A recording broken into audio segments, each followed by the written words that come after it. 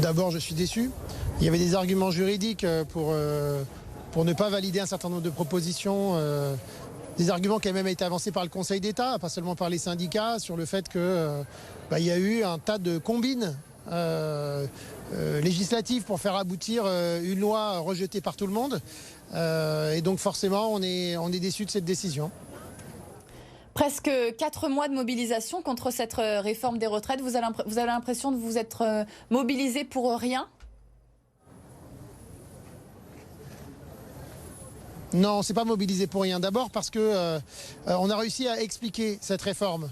Là où le gouvernement croyait qu'en l'expliquant, il gagnerait l'adhésion des Français, il s'est rendu compte qu'au fur et à mesure, argument contre argument, il n'y avait rien qui tenait dans cette réforme. Les Français l'ont compris, et même un grand nombre de chefs d'entreprise, pas que des salariés. Beaucoup de personnes simplement ont compris que cette réforme était injustifiée. J'arrive toujours pas à comprendre pourquoi ils la font, puisqu'il n'y a aucun chiffre qui tient la route. Et donc cette mobilisation, elle a amené cette compréhension-là par les Français. C'est pour ça qu'elle est largement rejetée. Et la mobilisation n'est pas terminée.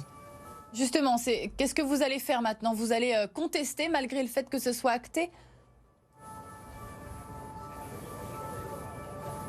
Alors contester, non. Le Conseil constitutionnel, il n'a pas à être contesté dans son travail. Nous, on ne conteste pas la légalité. On a amené nos arguments légaux, mais nous, on amène des arguments simplement de désaccord sur cette loi. C'est pas parce que elle est constitutionnelle qu'elle est juste. Il y a un précédent, notamment en 2006 avec le CPE, où une loi avait même été promulguée par le président et finalement, il l'a retirée.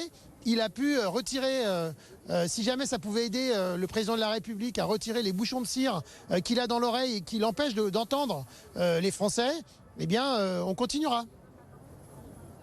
Qu'est-ce que vous pouvez encore faire ? Qu'est-ce qui vous reste comme marge de manœuvre aujourd'hui ? Il nous reste à continuer la mobilisation. Le plus important aujourd'hui, c'est de garder cette unité syndicale qui a permis aux Français de comprendre que tous ceux qui défendaient les salariés étaient unis contre une réforme injuste.